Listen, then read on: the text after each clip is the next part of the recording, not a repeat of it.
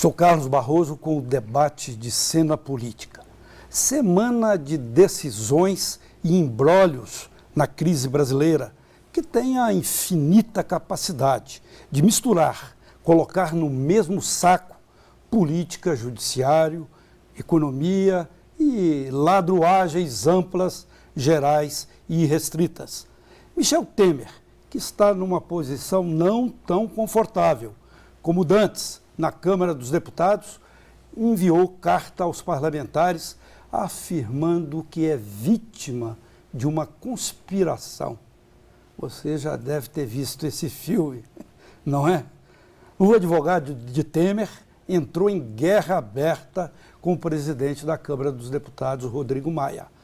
Aécio Neves, com mandato suspenso e impedido de sair à noite, está na corda bamba, pois não sabe como será a votação de seus pares no Senado. E Lula foi atingido frontalmente pelo companheiro, põe aspas nisso, Antônio Palocci. Essas e outras polêmicas no debate de hoje de cena política. Presença de Vladimir Feijó, advogado e professor de Direito Constitucional e Relações Internacionais do IBMEC em Belo Horizonte, e do cientista político Lucas Cunha, pesquisador do Centro de Estudos Legislativos da UFMG, mestre e doutorando em Ciência Política pela mesma universidade. Prazer em recebê-los aqui. Obrigado. Lucas, pela primeira vez aqui no programa. Você já virou assim nosso direito constitucional e direito internacional sempre um aqui. Prazer, né? Carlos. Muito prazer em recebê-lo aqui. É sempre um prazer. E eu quero começar o debate com você, Vladimir. Eu sempre brinco com ele aqui, fica até redundante, né? Nome de Vladimir Mayakovsky, lembro do poeta russo, do futurismo, né? Grande Vladimir Mayakovsky. Foi em homenagem a ele que seus pais colocaram Não especificamente, mas pelo Herzog, foi no ano seguinte da morte dele. O grande jornalista Herzog, assassinado pela ditadura militar. Exato. Muito bem. É a questão lá da Câmara dos Deputados. Eu falei um pouco ali que o Temer está numa situação não tão confortável. E com esse choque, essa batida de cabeça entre o presidente da Câmara e o advogado de Temer, é uma situação que eu saiba até um pouco inusitada, né? Em meio a um processo, o advogado fica batendo boca com o presidente da Câmara dos Deputados. Juridicamente e politicamente, Vladimir, como é que você analisa essa situação? O Brasil é conhecido por um termo pejorativo de ser um sistema do presidencialismo de coalizão, que historicamente o presidente da República usa o cacife que ele tem do orçamento para liberar ou congelar verbas parlamentares para conseguir influência dentro de votações importantes. Essa coalizão está um pouco enderrocada. Não, né? sem dúvida, todo é um mundo termo descendo a lenha na política de coalizão. Né? Isso, que na prática sempre existiu, porém, a gente está chegando no terço final do ano e o orçamento já não tem tamanha maleabilidade assim para ficar retendo gastos, porque se não realizados esse ano, ano que vem não podem realizar. Fora isso, o próprio clima das coisas que se acumulam acusações, acumulam-se denúncias e o próprio presidente da casa disse: eu não sou da laia de outros que no passado tramaram contra o presidente, eu vou liberar o que tiver que liberar. E de fato assumiu uma posição assim na constitucional, né? Exato. E, de fato, magistrado. Chega a um ponto que o presidente já não pode usar tamanha pressão. E aí entrou o papel do advogado dele, querendo fazer as vias de puxar para o lado do Temer uma defesa constitucional, uma defesa da presunção de inocência, para querer fazer uma influência dentro da votação no Congresso. Ele disse, nesse advogado, que a divulgação do vídeo do Funaro, na qual ele faz várias acusações que atingem Temer, foi uma divulgação criminosa. Eu queria até passar aí para o Lucas Cunha. Como é que você está analisando esse imbróglio todo lá na Câmara dos Deputados, com esses dados que nós colocamos, isso que eu acabei de colocar agora? Bem, tem um certo ineditismo, né, do presidente estar sendo denunciado pela segunda vez. Sim, isso sem aí dúvida. é um certo fato um pouco não trivial na trajetória da nova república no país. Outro Mesmo elemento... com tantos percalços, né? Tanta coisa, isso aí já é inusitado, né? Sim, já é inusitado. O chefe máximo do executivo está sendo tão atacado por conta de denúncias, de delações, de vazamentos, enfim, de uma série de uma enxurrada, se é que a gente pode dizer assim, de denúncias. Eu não sei, tem um ponto aí que é interessante, que é a gente pensar como é que está a relação entre o executivo e o legislativo. Se a gente pensar que o fiel da balança hoje do governo Temer, em termos partidários, é o PSDB, mas o apoio do Democratas é muito importante, a gente pode pensar que tem muito jogo de cena nesse atrito entre Rodrigo Maia e o advogado do presidente, enfim.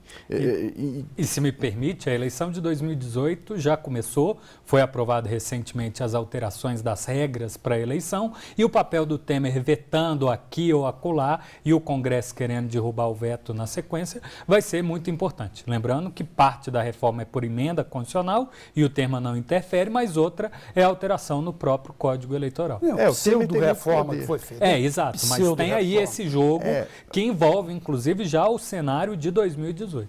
Sim, eu penso que o presidente Michel Temer não é da agenda dele a reforma política. A agenda da reforma política é uma agenda congressual, eminentemente, e que passa pela sanção presidencial.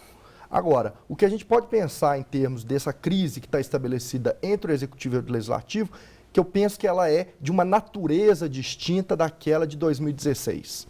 As condições de governabilidade da ex-presidente Dilma Rousseff, então presidente Dilma Rousseff, eram muito deterioradas na relação com o Congresso. Vale lembrar que, em termos da articulação política, quem é o fiel da balança do governo Temer não é o voto popular, e sim o Congresso. Então, a confiança do Congresso é o que determina a continuidade ou não do governo Temer diante dessa denúncia que vai ser botada. Você, como analista político, cientista político, você diria que ele está enfraquecido, muito, médio ou mais, diante da primeira denúncia? Olha, comparar a primeira com a segunda denúncia é um desafio muito grande de análise, porque a gente não sabe que tipo de munição o Planalto vai utilizar para poder manter o apoio ao governo. Mas é um presidente certamente impopular, é um presidente que tem mais de 90% de rejeição e ele não tem a chancela das urnas. A agenda política aprovada pelo governo Temer, ela é fortemente impopular. Agora, se a gente pensar em termos do contexto dessa denúncia, por conta de elementos da economia, por conta do tipo de apoio, da relação que ele tem com o Congresso, dá para perceber que o governo Temer, ao contrário do que muitos advogam, ele ainda tem uma sobrevida. Bateu no gongo, né? Tem aquele negócio de bater no gongo. Só que bate lá em cima. No caso dele, o gongo bateu, foi lá embaixo, né? Ô Vladimir, e essas questões jurídicas aí envolvendo essa segunda denúncia? Eu ia interceder que eu acho que o elemento jurídico pouco tem importado no país. O que a gente vive há algum tempo são casuísmos. A regra que vale para um presidente pode não valer para o outro, a regra para uma denúncia pode não valer por outro. A tecnicidade do argumento para um pode não valer para outro. Se inventa uma nova técnica ou uma nova interpretação. Essa segunda acusação aí de obstrução de justiça, no passado havia um martelo muito forte alegando qualquer influência do presidente, seja nomeando ministro, como uma potencial influência sobre um julgamento. Agora, a aparência é que a leitura será diferente no caso do Temer. Não sei se tem Desculpa tamanho. Te interromper, Vladimir, mas a questão da forma como o Supremo julgou também no caso de outros senadores afastados e o caso do afastamento do senador Aécio Neves, dá para a gente perceber que essa questão da impessoalidade, da imparcialidade da justiça está fortemente abalada no caso brasileiro. E ele deveria ser um princípio mais do que judiciário, um princípio republicano. Executivo, legislativo e judiciário deveriam prezar exatamente pela coisa pública e não com interesses pessoais ou de famílias do Aécio específicas. aí, Vladimir, que eu até vou abordar com mais intensidade aí para frente no programa, colocou o judiciário, no caso o Supremo, uma sinuca de bico contra a parede, né? Na prática, o que se tem dito no circuito acadêmico é que errou acertando. O Supremo tomou uma decisão acertada quanto à estrutura jurídica da proteção parlamentar, mas ele errou pela forma como fez. Quando se esperava uma manutenção, formação de jurisprudência para transmitir segurança, o Supremo, até com bastantes gaguejos, bastantes inseguranças, mudou de posição. transmitindo, óbvio, um argumento a favor daqueles que dizem que há uma inclinação política nas decisões para beneficiar uns e prejudicar outros. 6-5 apertado com a presidente lá do Supremo, Carmen Lúcia, dando o voto de Minerva. Exatamente, como eu disse. Isso já mostrou uma... De fato, as instituições como um todo, mesmo quando acerta, estão errando, porque elas estão muito descoladas das expectativas, tanto técnica quanto da vontade popular. E eu achei interessante você usar essa expressão, muitos gaguejos e tosses, né? Aquela reunião que... Porque demonstra o constrangimento, uma imagem que está sendo transmitida pública, porém as pessoas ficam aí num jogo, sabe-se lá, verdadeiramente de qual interesse é. Quando estava votando decisões assim, amplamente favoráveis, do lado da opinião pública, Sim. O Supremo viraram estrelas, né? Verdadeiras estrelas. Agora, quando a decisão é uma decisão que está em cima da linha da navalha, muda a figura, né? Pois é, na prática eu nem gostaria de falar que existe um Supremo Tribunal Federal. É difícil eu lhe transmitir uma ideia do que é o Supremo. São 11 ministros, cada qual julgando de acordo com os valores singulares, vira e ora combinando, né, ou coincidindo o posicionamento deles, mas eu não sei dizer qual é o posicionamento oficial sobre nenhum tema. Combinando o jogo, né? Bom, vamos voltar ao debate. A fala do Jucá remonta essa possibilidade de combinação, inclusive, com outros poderes. Vamos voltar para o próximo bloco discutindo essas questões. Cena política, faz breve intervalo e volta em um instante.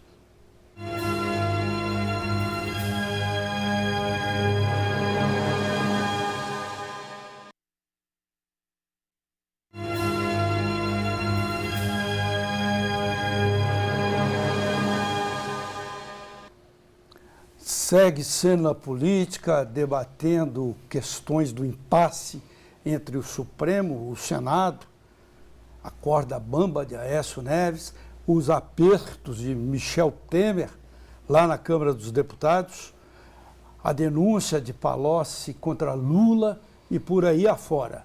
Presença de Vladimir Feijó, que é do IBMEC, Direito Constitucional e Internacional, e de Lucas Cunha, de Ciências Políticas, o FMG. Lucas, começando com você agora. Vamos abordar ainda esse processo do Temer. Sim. Os deputados estão preocupados com a imagem, né? Temer, como você mesmo disse, está batendo lá embaixo, 90% de rejeição. E a eleição 2018 se aproximando. Você acha que pode, mesmo com o balcão de negócios funcionando a toda lá na Câmara dos Deputados, acontecer uma surpresa nessa votação da segunda denúncia contra Temer?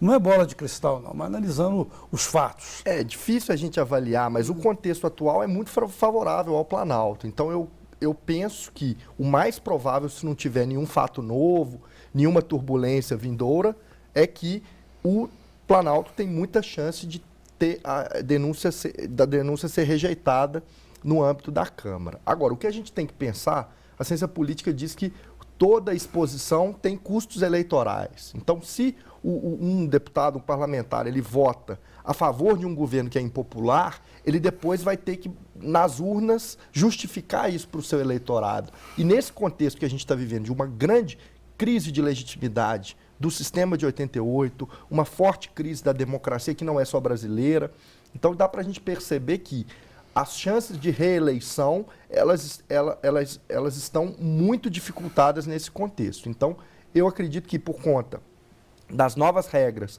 da mini-reforma eleitoral que foi aprovada esse ano pelo Congresso e pelo contexto da crise que a gente está vivendo, eu suponho que a taxa de renovação parlamentar, ou seja, o número de deputadas e deputados que vão entrar no primeiro mandato vai ser maior nessa eleição de 2018. Esses elementos, pode falar, o que não significa que os interesses vão ser diferentes, porque a eleição não é feita exclusivamente nas urnas, né? Sim, porque... Ele tem em grande parte a formação de apoio, inclusive apoio econômico. Sim, a gente tem uma rede de interesses que configuram a sociedade que eu penso que ela não se transformou por completo nos últimos anos. Apesar dessa crise de legitimidade, em que o eleitor está cada dia mais insatisfeito com a representação política, eu penso que a forma de se fazer política no Brasil, as práticas eleitorais, as práticas políticas, elas não se transformaram. Algumas delas lembram o tempo da Velha República, que são práticas arcaicas,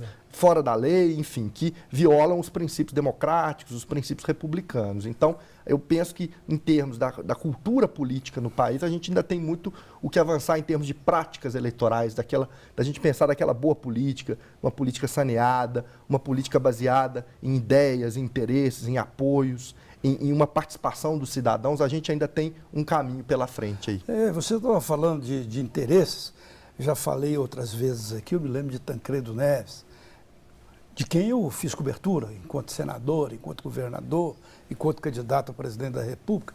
Ele falava, Tancredo era muito inteligente, viu? Pode acusá-lo de conservador e tudo, mas ele tinha uma inteligência fina, sabe? Como poucos têm aí na vida pública. E ele falava muito em interesses, né? Interesses. E lá dentro da Câmara dos Deputados, alguns interesses, como diria Tancredo, estão sendo atingidos. Inclusive nesses vetos aí que o Temer colocou nesse arremedo de reforma política, beneficiando quem tem dinheiro, né? O candidato, os milionários lá da Câmara dos Deputados, podem colocar dinheiro à vontade na própria campanha. Esse é um efeito não planejado da proibição de 2015, quando a Justiça interpretou que a empresa não vota, portanto não pode doar, dentro da lei. E aí, essa interpretação fez com que fossem proibidas doações empresariais, né, dentro da prestação de contas das campanhas. Se a gente olhar o perfil do financiamento das campanhas no Brasil, a gente vai ver que nem todas as práticas são dentro da lei. Então, a gente tem que criar um mecanismo de incentivos para que os agentes políticos, os interesses e a sociedade possam se organizar no sentido de fazer uma boa política. E isso demanda um certo critério de razoabilidade. A ideia de que as empresas, os interesses econômicos vão tentar interferir na política é uma coisa fundamental, é uma coisa que a gente tem que tomar como premissa. E pensar que só porque não pode doar, as empresas não vão fazer lobby, não vão tentar interferir nos resultados, eu penso que é uma visão um tanto quanto inapropriada para a gente compreender a política no país, ou fora dele. Mas, fundamentalmente, no Brasil, a gente tem um problema que é o calcanhar de Aquiles, que é o financiamento das campanhas, que ele ainda não está feito, e a gente também tem também a falta de regulamentação do lobby, da atividade de relações governamentais, que eu penso que é um grande desafio para a gente pensar uma política que é feita com transparência, com prestação de contas, com seriedade. Por quê? Porque tem muita gente séria atuando na política. Sem dúvida, né, Vladimir? Se tivesse uma regulamentação jurídica para essas e muitas outras coisas, haveria um pouco mais de clareza. O direito nos daria um parâmetro para, pelo menos, poder julgar qual é a prática dentro daquele parâmetro e qual é a prática fora. Mas isso não excluiria a imoralidade que ainda assim poderia acontecer. Na prática, o cacife, né, o que o Temer tem de poder, é exatamente por essa outra base de pressão sobre o Congresso. Talvez uma mudança de presidente seja indesejável por um grupo de pessoas, né, um segmento significativo que tem influência sobre o Congresso, que talvez exerça essa pressão. Apesar de todo o risco nas urnas, sofra essa pressão para safá-lo dessa acusação seguir no Supremo Tribunal Federal. Essa peça jurídica aí da delação do Funaro, né? Sim. Que não está tendo o mesmo impacto da primeira do Joesley, da JBS. Mesmo porque parece que está virando... É tão comum se denunciar, se delatar, que virou assim aquela coisa que se repete e que redunda, né? Algumas das decisões mais recentes do Fachin, que é quem analisa essas delações que envolvam políticos, acabou cancelando os benefícios da delação por falta de materialização de prova. Então, na prática, a sociedade já está percebendo que esse instituto não é a salvação como se imaginou no passado. Ou seja, a possibilidade de alguém envolto no esquema entregar um peixe maior e, por isso, teria um benefício. Mas muitos desses delatores, na verdade, usaram de uma combinação Ministério Público, vazamento na mídia ou conivência de setores do judiciário para ganhar notoriedade e, com isso, exercer ou receber alguns benefícios durante o percurso do processo. Mas o Funaro deu flechadas fortes, né? Pois é, mas isso tem Essa que vir questão acompanhado do Cunha, né? Do Cunha ser uma espécie de banco da corrupção. Isso não é informação nova. Temer, né? Já até havia, na época da votação, indícios que isso acontecia. Porém, agora é uma pessoa, uma peça-chave, dando nome, sobrenome e valores específicos disso ter acontecido. O problema é que o Instituto, né, a ferramenta da delação, entrou em um certo descrédito. E talvez seja por isso que não tenha acontecido a mesma repercussão que no passado. Essa decisão aí da Procuradora Geral da República de fechar a torneira da delação está hoje nos jornais, né? É correta? Na prática, eu acho... A divulgação da divulgação. Exato. Na prática, eu acho que isso deveria ter acontecido desde o início. Essa combinação, Ministério Público com aval do Judiciário e vazamento para a mídia pode ter um mau uso, né, do interesse social para beneficiar determinadas correntes em detrimento de outras. Pode ser, né, Lucas, que muitas vezes uma delação coerente e tudo acaba caindo na vala comum, porque ela é jogada aí na praça, né, de uma maneira lícita, irregular, né? O Instituto da Delação, do Acordo de Colaboração Premiada, ele foi instituído no sentido de exatamente conseguir colaborar com as investigações, fazer com que o combate à corrupção seja feito de outra forma.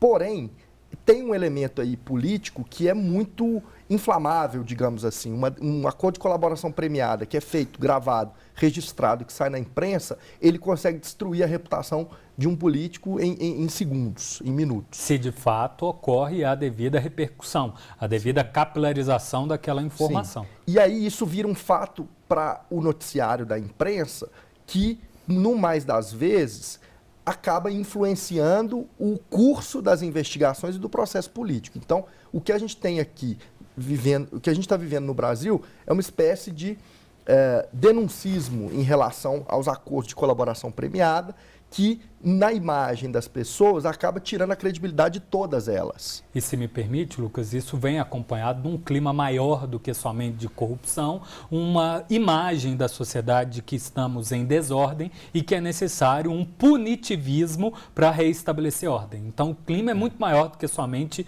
da política. Isso se aplica na tal guerra contra as drogas ou combate a esta ou aquela conduta considerada inadequada e que exigiria um pulso firme, o que me gera um grande temor que estejamos caminhando para uma política mais militarizada como foi no passado. Ou protofascista, no sentido de que a ideia de que a gente vai perdendo as bases de uma sociedade democrática, em que a livre expressão, a livre manifestação, em que a diversidade é um valor, em que as pessoas possam se expressar livremente, expressar seus interesses políticos. A gente começa a ter ali movimentos como se fosse de fazer com que os velhos tempos voltassem, enfim, a gente corre um risco ainda nesse sentido. Protofascismo, os céus nos salve, viu?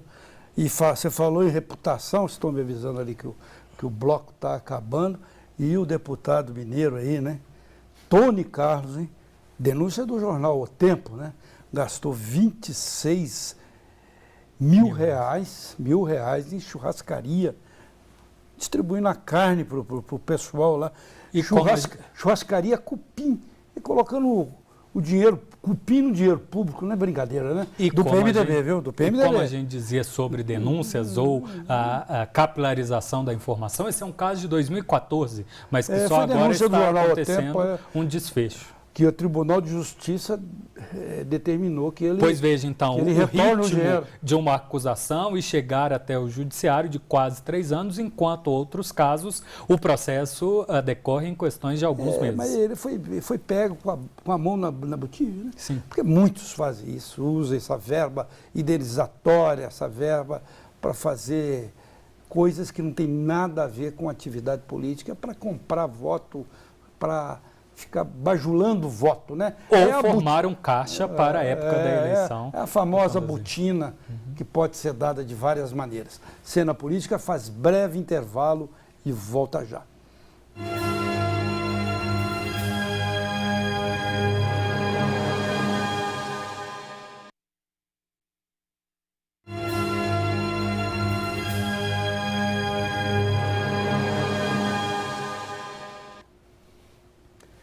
segue Cena Política nesse terceiro bloco, debatendo essa crise brasileira.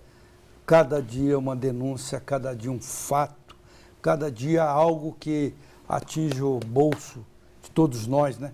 De nós outros, enquanto tem gente aí nadando no dinheiro, né? Eu estava vendo até essa notícia aí hoje também que está, né? Que daqueles 51 milhões, né? Lá do apartamento do Gedel Vieira Lima, que o irmão dele, Lúcio Vieira Lima, deputado, porque o Gedel é ex-deputado e ex-ministro, né? O Lúcio é deputado atual. Foi um dos grandes articuladores lá do impeachment na Câmara dos Deputados. E ele tinha a chave, ia lá, era o bunker dos dois irmãos, eu não sei de quem mais, para guardar o dinheiro na Muamba, né?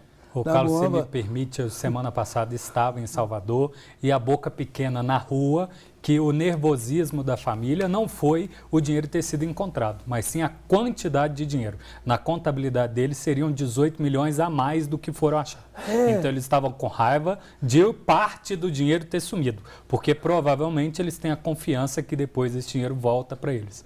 Porém, o povo de Salvador, da cidade, conversa que o dinheiro era bem maior do que o que de fato foi encontrado. Ao invés de 51, 69 Exato. milhões. Isso. E eles estão assim com esse problema do dinheiro suado deles, do suado dinheiro. Isso. Que de pode... terem não descoberto o dinheiro, mas terem descoberto menos dinheiro que era para ter no apartamento. Sem dúvida. Então, realmente nadando em dinheiro. Voltando a essas questões aí isso tudo a gente está conversando, a gente pensa em Lava Jato. A gente pensa na Lava Jato. Então, parece que são muitos reveses da Lava Jato nos últimos tempos. Você, como um advogado envolvido com questões constitucionais, que tem um pé também no exterior, naturalmente deve ter estudado também a Operação Mãos Limpas, como um analista internacional, você acha que a Lava Jato está com o pé no buraco aqui? Ô Carlos, eu acredito que sim. Ela foi inspirada num projeto italiano onde a separação de poderes é diferente, onde a função do juiz é mais inquisitorial do que o juiz tem no Brasil. A Lava Jato acreditou que teria, por assim dizer, um papel equivalente ao que ocorreu na Itália, um processo de 10 anos, porém ela subestimou o nosso sistema de separação de poderes. A Lava Jato depende de uma parceria entre uma equipe do Ministério Público e uma equipe da polícia. Afinal, quem no Brasil recolhe provas, elabora perícias e tudo mais, é um órgão separado, que é a polícia, um órgão técnico, polícia judiciária, porém que não é independente. Ela é um braço do executivo. Tem relativa liberdade para funcionamento, mas muita dependência no que diz respeito à verba. E se o chefe do executivo assim quiser, ele pode inclusive desarticular grupos, por assim dizer, que a polícia tenha criado. Então, na prática, aquilo que aconteceu na Itália por 10 anos, no Brasil, corre sérios riscos de estar finalmente nos últimos dias. O que se imagina é que aquela força-tarefa da Polícia Federal abriu espaço para tentáculos nos ministérios públicos estaduais e, por consequência, polícias civis estaduais darem continuação a outras investigações. E você diria que quando houve aquele processo de derrubada da Dilma, houve aquelas gravações reveladas, as conversas do Temer, que nós vamos acabar com essa Lava Jato. Então, em síntese, pelo que está falando, se conseguiu, né? Chegar a um ponto de uma que não sei forma, se vai acabar, mas pelo menos balançou bastante, né? Enfraqueceu bastante. De uma certa forma, o cenário, a condição política, ela se transformou, mas a percepção das pessoas em relação à Lava Jato, com suas fases, uma série de fases, como se tivesse ali num crescente no combate à corrupção, que fosse uma grande empreitada para desarticular o núcleo central, a coluna cervical do sistema corrupto brasileiro. Qual que foi a consequência disso? Ela rifou a classe política, jogou todos na mesma régua e ajudou a criminalizar a política, inclusive gente séria que está fazendo política, e acabou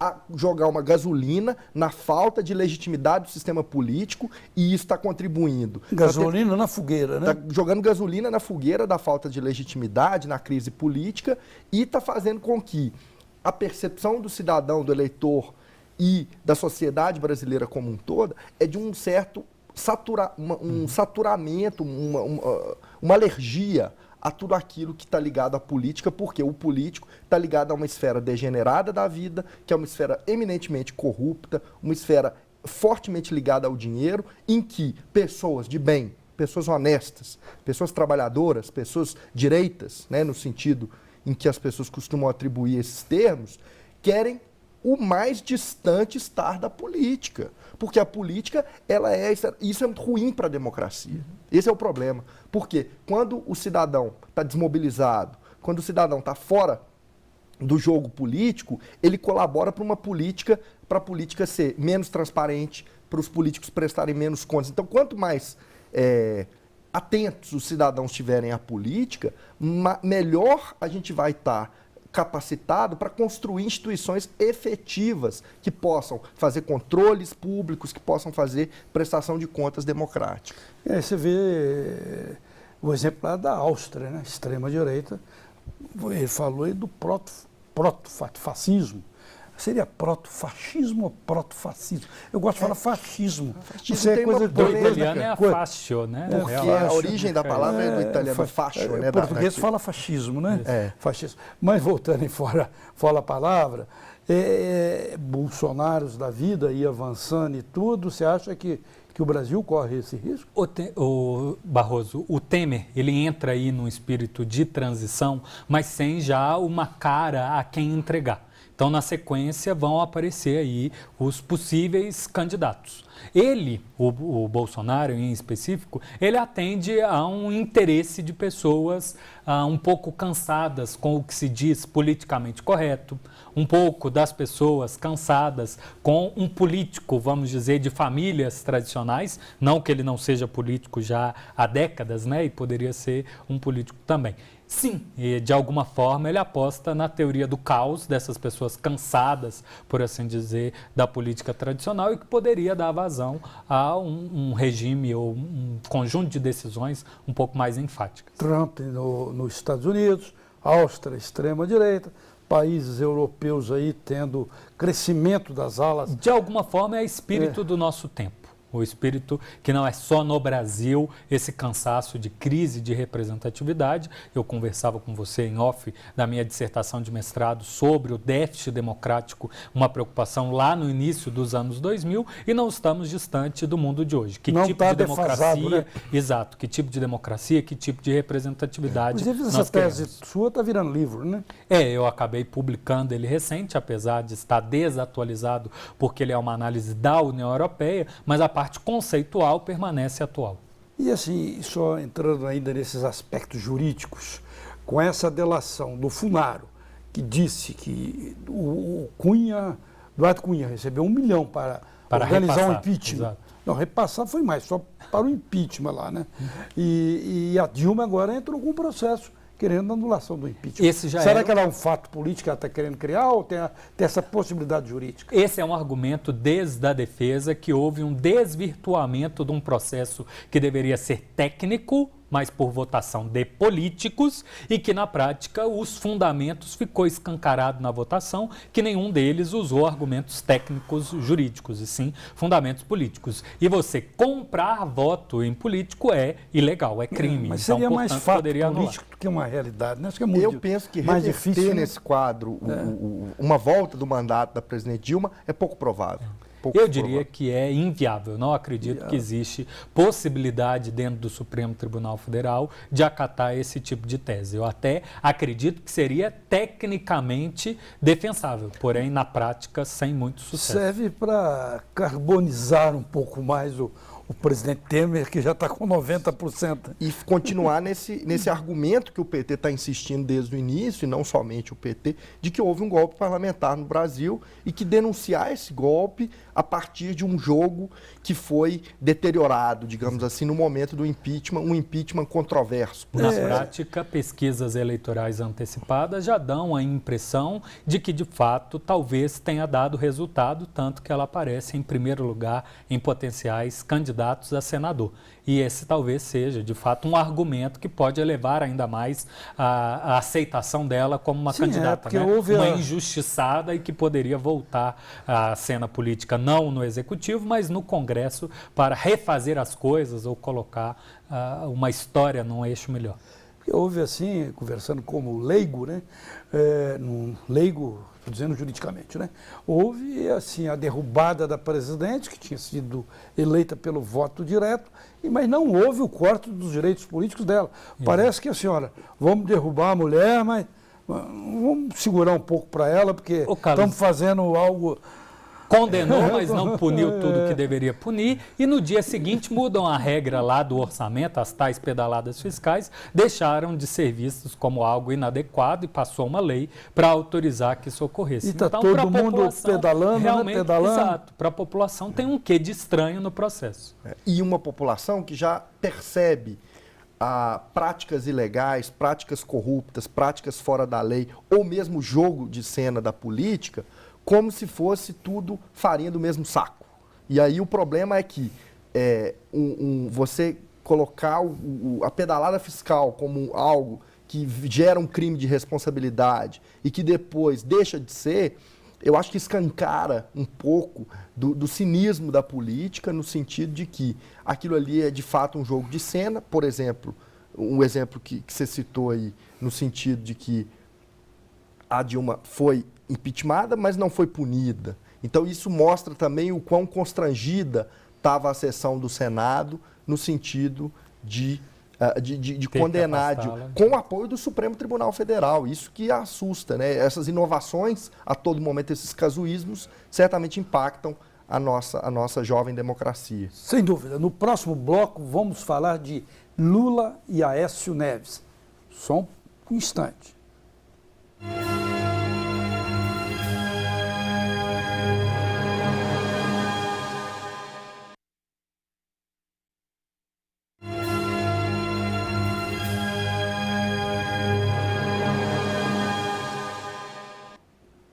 Cena política, neste último bloco, debatendo questões da crise nos aspectos políticos, jurídicos, por aí afora.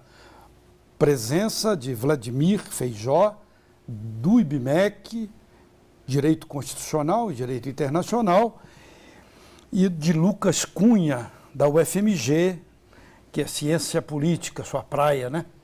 Sua praia da ciência política. Eu quero te perguntar isso agora, esse aspecto da votação do Aécio Neves. Deve ocorrer amanhã, se não houver uma postergação, porque há interesse, inclusive, do Aécio de votar agora. O PT, no início, votou do lado do Aécio, contrariado com a decisão do Supremo de ter feito a suspensão do mandato dele e colocado, o que para mim é uma prisão domiciliar noturna. Você fala que não é prisão, né? Não, medida cautelar. Medida cautelar, mas o sujeito tem que ficar lá dentro, né? Na prática, sim. Na prática, sim, né? Mas, e agora vai para a votação, sendo que o PT tirou o apoio, por isso que eu digo que ele estaria numa situação talvez de corda bamba. Como é que você analisa isso tudo, inclusive desse confronto do Supremo e do Senado? Sim, é paradoxal, né? Em primeiro lugar, a posição do Partido dos Trabalhadores, que de início estava muito voltada para uma proteção do mandato parlamentar, inclusive com receio de ser atingido em relação a isso também, de ter quadros do PT sendo julgados pelo Supremo e tomando medidas cautelares, enfim. Mas quando o jogo vai para o Senado, prevalece o interesse político. E aí a polarização com o PSDB é explícita. E aí eu penso que o PT mudou a estratégia na medida em que o curso da decisão também mudou de rumo. Se no início estava previsto para o Supremo dar a palavra final, o Supremo, depois da decisão da primeira turma, no plenário, devolveu a bola para o Senado e agora o Senado vai decidir o futuro do Aécio Neves. A polêmica é em relação se a votação vai ser aberta, se a votação vai ser fechada. Parece que o juiz determinou que seja aberta, né? Sim, parece isso, que tem aí o senador que votar a favor do Aécio tem de colocar a cara lá com esse custo eleitoral, né? Sim, tem que Custo justificar. eleitoral. Tem que justificar se me isso. permite a decisão certíssima do juiz, as únicas oportunidades que a Constituição prevê do voto secreto é para a seleção de representantes. Portanto, o Congresso só deveria fazer votação secreta para a escolha da mesa diretora. Todas as outras votações deveriam ser abertas. Talvez não nominais, né, chamando deputado por deputado, mas deveria acontecer depois uma listagem do resultado da votação Como de cada foi um deles. o impeachment da Dilma, né? Que além de Foi ser aberto, foi nominal, chamando deputado por deputado para fotograficamente ter uma exibição dele dizendo sim ou não. Como houve aquele, me lembrei aqui de uma expressão do FEPEABA, Festival de Besteiras que assola o país. Sérgio Porto, hein? Lembrei aqui do Sérgio Porto. Vocês não lembram do Sérgio Porto, não, né? Mas na prática ficou escancarado a quantidade. Isso, e agora teria de ser assim então, né? Teria de ser também no... Isso. É o que a gente espera. Se a gente está formando, de fato, lavando o país a limpo, cada um dos deputados deveria deixar claro, e senadores, no caso do AS Senadores, qual é o posicionamento deles a respeito desses temas que não são de interesse. Agora, esse vai e vem do Supremo Tribunal Federal, que em tese teria de ser o órgão mais normativo e mais assim, na ponta, né? Na Isso ponta acontece, da Carlos, navalha. porque na prática os julgamentos estão sendo monocráticos. Cada processo chega ao Supremo, ele é sorteado para um ministro e o ministro decide sozinho, sem levar às turmas, onde teria julgamento por 5, ou levar ao plenário, onde seriam os 11 falando. Então, o que você tem, cada ministro tomando um posicionamento, ou depois que tem uma decisão singular, quando ela é levada para o colegiado, a decisão acaba mudando. Estão nos dando uma grande insegurança. Você, como jurista, se defende, então, que se jogue essas decisões para o parlamento. E se tratando de um parlamentar, obviamente. Isso, no caso de poder interromper o mandato de um parlamentar, essa decisão, para mim, de fato, é da casa. Então, o Delcídio do Amaral foi uma ilegalidade. Afastado inadequadamente. Isso envolve a imunidade parlamentar, que é a defesa da legislatura, da casa. Portanto, deve ser ela a identificar se um representante do povo deve ser afastado durante o mandato para responder a um processo. Isso não significa impunidade. Quando a imunidade existe, o crime, né, ou a investigação fica em suspensão. E acabando o mandato, ele segue regularmente. Isso aí deveria ter sido feito no sentido de evitar casuísmos e compadrios. E de permitir que o judiciário interfira na política. E perseguições. Exato. Por quê? Porque quando um juiz toma uma decisão política de perseguir determinado político que está com interesse ou que tem alguma questão em relação a ele, a gente pode ter ali uma dificuldade muito grande. Por isso que, na minha percepção, a prerrogativa de foro, que é um político ser julgado por uma instância superior da justiça, é um avanço do ponto de vista da proteção da legitimidade democrática do voto popular. Não estou dizendo que o político é probo, é inocente sempre, não. O que eu estou dizendo é que a gente tem que criar mecanismos para que o Poder Legislativo seja autônomo. Mas, por conta das distorções do sistema eleitoral brasileiro, a gente tem um legislativo que é de baixíssima qualidade. E, na prática, ele vira uma ferramenta de proteção. A quantidade de acusados de homicídio, de latrocínio e de furto que hoje são eleitos e estão protegidos, por assim dizer, até o término do mandato, é gigantesco. A política vira um refúgio. Né? Exato. O refúgio, ao invés de ser um polo de combate à corrupção, ela vira um refúgio para que pessoas que estão em confronto com a lei ou que estão com algum problema sejam privilegiados. Isso é certamente uma distorção. Vamos falar do Lula, né? Lula, nós temos eleições de 2018 aí, que já está na ordem do dia, né? E a possibilidade do Lula ser candidato, no meu entender, é a mínima, com essa delação do companheiro, né, entre aspas, Antônio Palocci. Eu queria a opinião sua. Na prática, tudo encaminha para haver condenações no plural e, eventualmente, até já a análise em segunda instância. Mas, independente dele ser um candidato real, ele será uma pessoa muito importante no círculo eleitoral. Ou ele vai indicar um eleitor, podendo ele mesmo sair candidato com menor chance. A chance, você Eu penso que o Lula está em apuros, do ponto de vista da situação dele com a justiça. Ele é o líder das pesquisas, ele está em primeiro lugar, porém, pela regra da ficha limpa, se ele for condenado em segunda instância, resta saber qual que vai ser o tempo para que a corte de segunda instância faça o julgamento dessa primeira condenação que o Sérgio Moro já fez e ainda tem outras para vir. Então, eu acredito que as chances reais do Lula ser condenado em segunda instância antes da eleição, do registro da candidatura, ela vai depender do tempo do julgamento ali dessa segunda instância. Por quê? Pela regra da ficha limpa, somente não pode candidatar quem for condenado em segunda instância. Então, politicamente falando, eu penso que o Lula ele é um líder que ainda tem um recall, né, uma memória política muito grande, e o voto do Lula ainda representa muita coisa. O Lula conseguiu eleger e reeleger a Dilma, que foi uma presidente que dependeu fortemente do apoio do Lula para ser eleito e reeleito. É o que chamam de poste, né? Como ele também conseguiu eleger Fernando Haddad, que seria outro poste. Como a Aécio conseguiu eleger Anastasia aqui também, no início, candidato poste. Ainda sem muito conhecimento. Sem conhecimento, sem ter disputado nada, né? Porque na ciência política a gente chama do dedaço, né? O político dá um dedaço, indica o outro e acaba... É dedaço, lá não chama poste, não.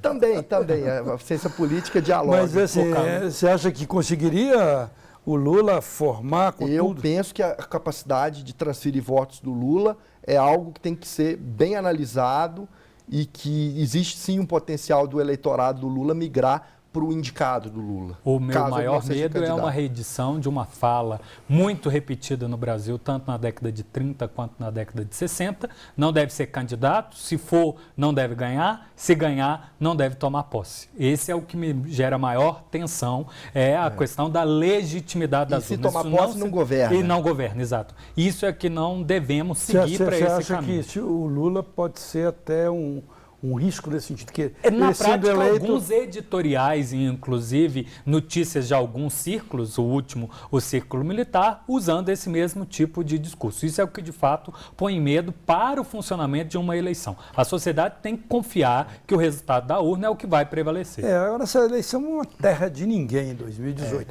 Inclusive aqui para a disputa do governo de Minas também. Mas a gente está com foco aqui mais nessas questões federais. Aqui em Minas a gente nem sabe se o Fernando Pimentel poderá também ser candidato à reeleição, né? Mas é por isso, né? Você vê o próprio Dória, que estava aí se posando de candidato, já deram flechadas nele. Estou usando essa expressão do Janot, né? Do Rodrigo Janot. O arco retesado, com boas flechadas, o atingiu, né? Ainda está bastante indefinido o cenário para 18.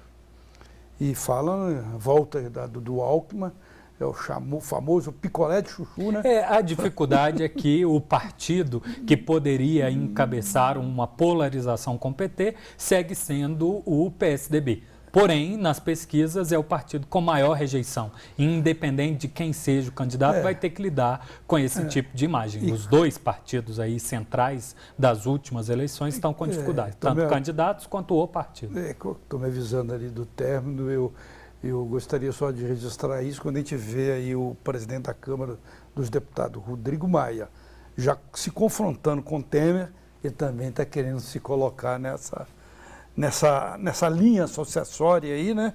Já que não tem candidato, ele que teve 60 ou 50, menos de 60 mil candidatos com votos para ser deputado federal, eu também quero ser presidente, Muito obrigado, Vladimir Feijó, do IBMEC, Direito Constitucional e Internacional, Lucas Cunha, da UFMG, Ciência Política e Cena Política. Agradece principalmente a você que assiste e acompanha o nosso debate toda semana. Até o próximo.